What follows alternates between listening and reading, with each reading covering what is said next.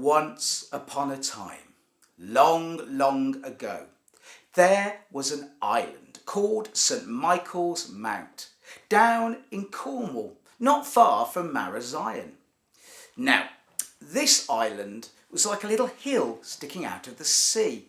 And halfway down the hill there was a church, and in that church there were a whole load of priests who used to pray, do pious deeds, sing hymns, etc.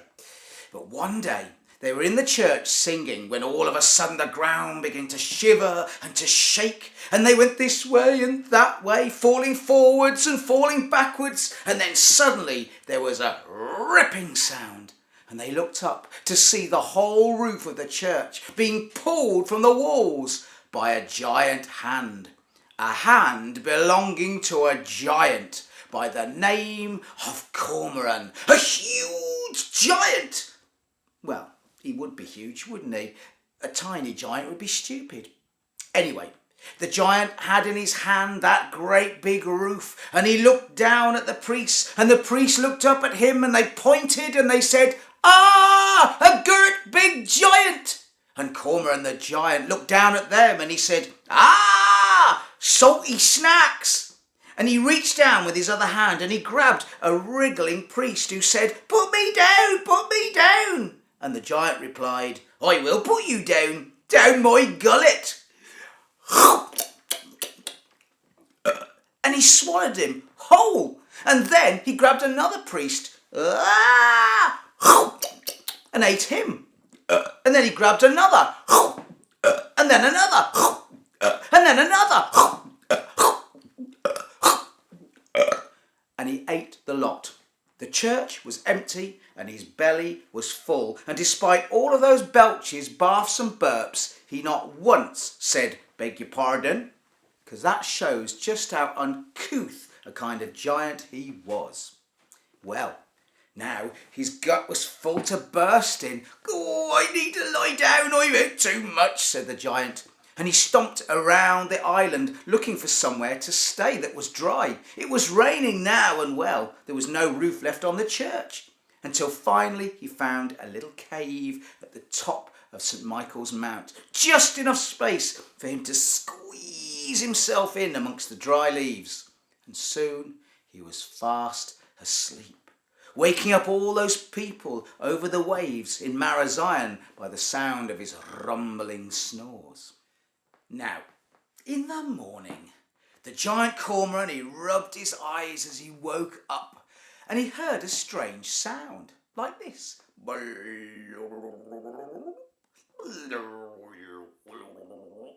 he wondered what it was at first, until he realised it was his belly rumbling. It was no longer full of priests. He was hungry again.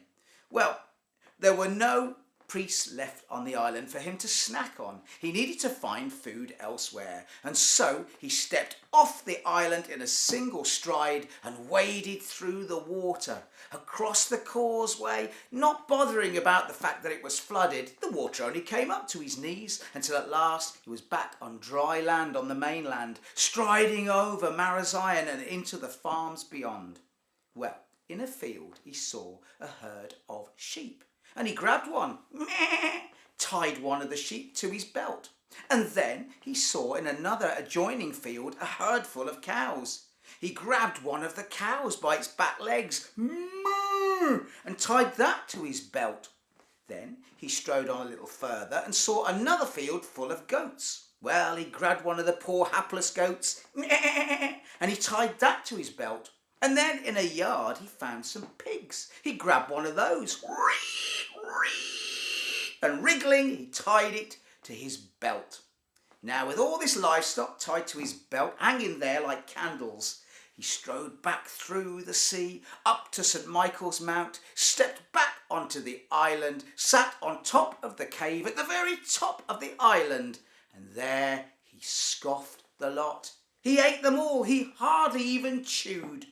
Chew, mosh, bar, munch, moo, bunch, burp. Soon there were naught but bones, which he spat into the sea. Floom, floom, floom, floom, splish, splash, splosh. And they were gone. And the next morning he was hungry again. And so he did exactly the same. He went raging over the fields around Marazion, taking what livestock that he could grab, eating it all on the island and spitting the bones into the sea. Well, soon the sea was full of bones and the fields were empty of livestock. And all the people of Marazion were getting terrified. Come the winter, they would starve. There'd be nothing to eat. Well, the mayor, he held a meeting in the town hall and everyone gathered. Tall and short, wide and thin, old and young. "What are we going to do about this giant cormorant then?" said the mayor. "How are we going to get rid of it? It's going to eat all of our livestock and then he'll probably eat us. We got to do something and fast. Ideas, if you please." They thought and they thought till they nearly thought a hole in the ground. Until finally, one fella by the name of Pat says, I know. What we got to do, right, is get a great big girt church bell and tie it secretly around the giant's neck. And that way we'll hear him coming. He'll be dinging and a donging, a clinking and a clanking. And, well, we'll hear him coming from miles around. And then we can hide all of our sheep in the barns and cellars and places. And he won't find no more. Well, that's quite a good idea, said the mayor. But, Pat, consider this. Who's going to be brave enough to drag a great big clangy bell and tie it around the giant's neck? "Not I," said Pat. "Not I," said all the people in the village hall. So, what was to be done? Now, while everyone was scratching their heads trying to think of a solution, there was a young lad at the back of the hall, a lad by the name of Jack. Now, Jack was nimble, Jack was quick, and if there'd been a candlestick, he probably would have jumped over it. Now, he had an idea, but he thought, they won't listen to me just being a nipperkin. No, I'll just do it myself. And without anyone's buy or leave or permission, because this was the olden days and you could get away with that kind of unsupervised stuff, Jack, he just goes off and he borrows his grandfather's fishing boat. And he borrows his uncle's hunting horn. And he borrows his father's great big pickaxe for tin mining. Well, he puts the horn and the pickaxe into the boat and he pushes it out into the sea and he pulls on the oars towards St. Michael's Mount, where he can hear the rumbling and the snoring of the sleeping giant. Well, he beaches that boat. He takes out the pickaxe and the horn. And then he tiptoes up the path past the ruined church and he pokes his head round the corner of the cave to make sure that the giant is indeed asleep and the noise isn't him farting rather than snoring. So Jack crept as quietly as he could into the cave and he tiptoed past the giant's stinky toes and then he tiptoed past his knobbly knees. He went around as quietly as he could the giant's great girthful belly and then finally he reached the giant's head and then he climbs and pulls himself up the ragged face of the giant, using the giant's whiskers like little ropes to haul himself up onto the ear of the giant. And then he lowers himself into the giant's girt big lug-hole, lowers himself down as if he was lowering himself into a hot tub. Only this hot tub is filled with wax, disgusting, orange, gooey wax. And Jack slides in up to his waist. Bloop. "Oh, this is fair minging," says Jack. "It stinks." But undeterred by the smell, he takes that hunting horn and he pushes it down through the hot orange wax in the ear hole of the giant. He pushes that hunting horn so it's almost pressed against the giant's brain. And then he blows with all his might.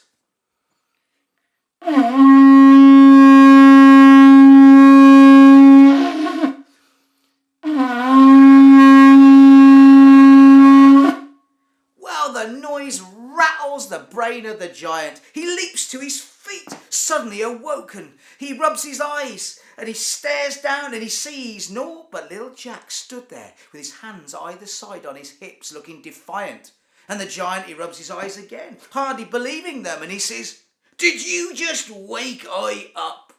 And Jack says, yeah, I did just wake you up. And what are you going to do about it, you great big lummocks? You snotty-nosed, hot-ear-waxy, stinky-breathed, clod-hopping, foul-footed, fetid-faced, zitty-headed giant, you! What did you just call me? Said the giant, hardly believing his waxy ears. You heard, said Jack. Or maybe you didn't, 'cause your ears are so full of orange earwax, you great big ninny hammer. Well, the giant had never been spoken to like this ever in his entire life, not even by his gran.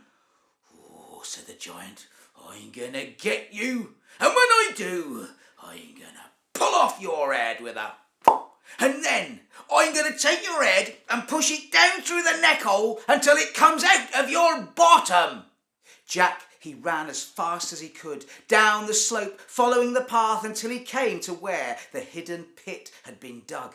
And he swerved around it and he stood on the other side of that concealed hole with his hands on his hips. And he stood there in a very annoying manner that would drive any parent mad. He went like this.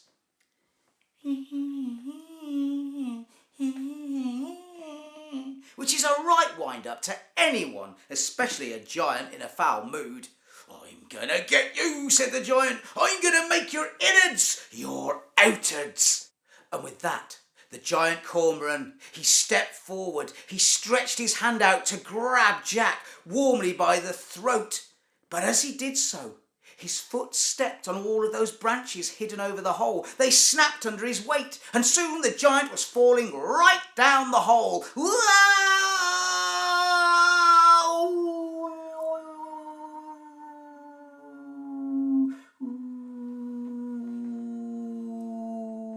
Down, down, down went the giant. It was a very deep hole. Ow! The giant was not best pleased. Cormoran had a nosebleed. He had taken the skin off his knees, which were now bleeding profusely. He had shinned his shins. He had skimmed the skin off his knuckles, and he probably had a broken toe. He clambered up the hole, saying, I'm gonna get you, you little whippersnapper. I'm gonna have thee. And he started to push his head up through the hole that emerged like a giant egg. But Jack, he weren't afeared. Oh no, he was ready for the moment. Jack was nimble and Jack was quick, and he had in his hands the pickaxe of his father with its two sharp points at either end. And as soon as the giant's head emerged out of the hole, he stood over it and wham! He struck the giant in the head with all his might, and the sharp point of the pickaxe went right through the giant's head. And with that, the giant fell straight back down the hole with a crash. And this time, he didn't get back up, because he was dead as a doornail. And Jack, he began to dance around the hole in a slightly un-PC manner like this. I done it, I done it, I done it, I done it, I done it. And then he jumped back into the boat. He pulled on those oars until he came upon the shores by Marazion. And he took his uncle's horn and he blew it another time.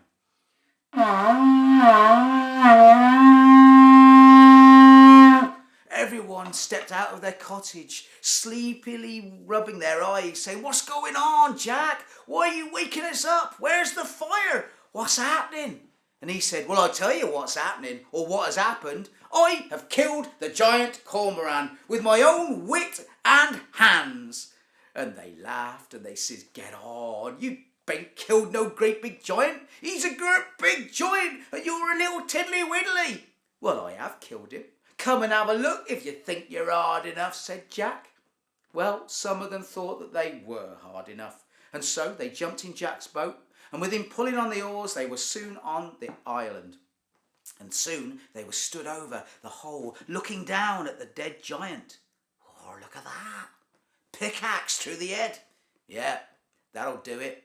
The people of Marazion rejoiced. Jack was brought back to the town, where there was a great celebration thrown in his honour.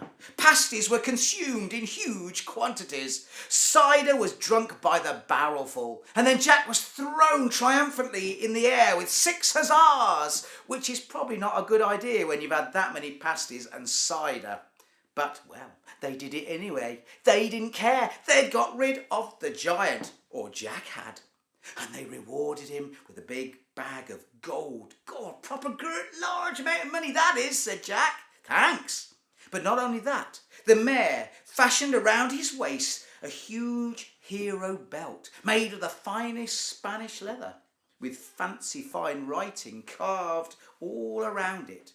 And those words said, if you were clever enough to read them, were, Jack I is, Cornish I am.